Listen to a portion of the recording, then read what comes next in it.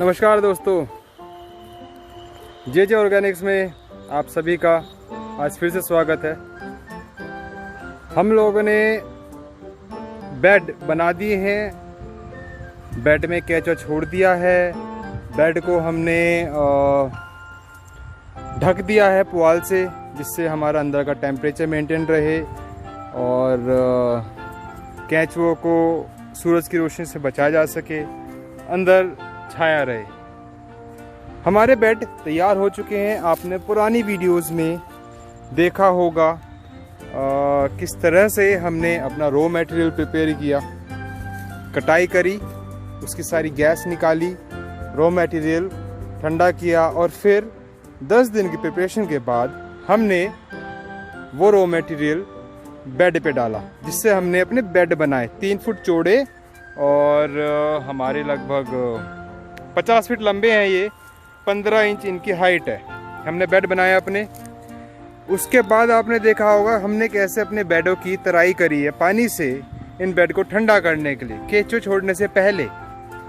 और बेड बनाने के लगभग 2 दिन बाद हमने इस बेड में केंचुए छोड़े। आपने देखा होगा हमने रात को केंचुए डाले थे, छोटे छोटे केंचुए के बच्चे भी मैंने आपको दिखाए थे।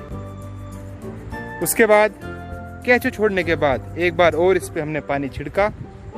नेक्स्ट डे केंचुए डालने के इसमें जो गोबर के मोटे मोटे डले थे वो हमने फोड़े, जो सख्त हो चुके थे उनको फोड़ के फिर से पानी डाला और हमने इन बेडों को पुआल से ढक दिया। तो ये हमारा अब तक का प्रोसेस था। ये सारी डिटेल्स आप अपने पुरानी वीडियोस में हमारी देख चुके होंगे। तो आज 2 दिन पहले हमारे केंचुए डल चुके हैं।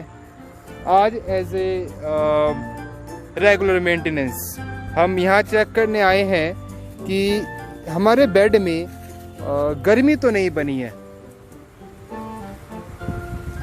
और इनके अंदर का जो मॉइस्चर कंटेंट है वो प्रॉपर है नहीं है, और जो केंचुए हैं वो हमारे जीवित हैं या नहीं। ऐसा तो नहीं किसी कारणवश हमने केंचुए डाले और वो मर गए। अब आप पूछेंगे हमें कैसे पता चला केंचुआ मर गए या जीवित है। केंचुआ मरने के बाद दिखाई नहीं देता है, वो सूख के इतना पतला हो जाता है, वो गोबर में ही घुल जाता है। अगर केंचुए आपको जीवित दिख रहे हैं, इसका मतलब हमारा बेड एकदम रेडी है, केंचुए के लिए एकदम अनुकूल तापमान है उसके अंदर। तो आज हमने इन सभी बेडों का टेम्परेचर चेक किया है, इनका मॉइस्चर कंटेंट चेक किया है और केंचुए चेक किया है। स्टार्टिंग में हमें केंचुए गोबर की